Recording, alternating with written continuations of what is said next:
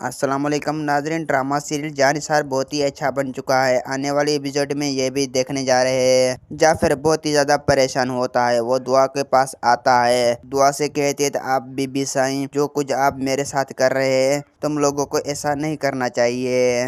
ये बात सुनकर दुआ कहती है जिस तरह दवार की तुम्हें और कश्मीला ने जान ली, मुझे सब कुछ आलम है। ये बात सुनकर जाफर बहुत ही ज़्यादा परेशान होता है। जाफर कहती है तो छोटे साईं और बड़े साईं को इस बात का इल्म हो गया था, हमेशा हमेशा के लिए मुझे जान से मार डालेंगे। दुआ कहते है जिस तरह तुम कश्मीला का साथ दे रही हो इस तरह उसका साथ देते रहो, तुम ज़्यादा देर कभी भी नहीं बच पाओगी। जिस तरह नुसरवान और बाबा साईं को पता चल गया वो तुम्हें हमेशा हमेशा के लिए जान से मार डालेंगे।